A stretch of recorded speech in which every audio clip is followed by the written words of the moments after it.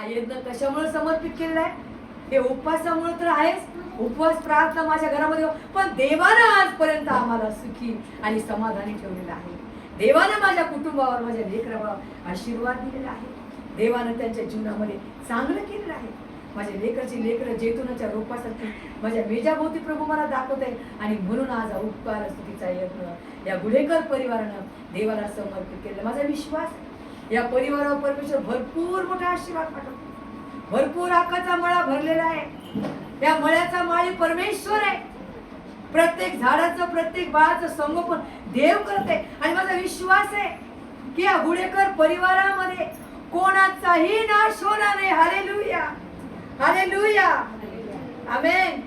या गुढेकर परिवारामध्ये, सोयऱ्या धाऱ्यामध्ये सुद्धा, अबाल वृद्धामध्ये कोणाचाही नाश होणार नाही, तर सर्वांचं तारण होणार आहे. हालेलुया. जेव्हा न्यायाचा दिवस येईल त्यावेळेस हा परिवार असाच उचलला जाणार आहे. यामधलं एकही सुटणार नाही, एकही पाठीमागे राहणार नाही.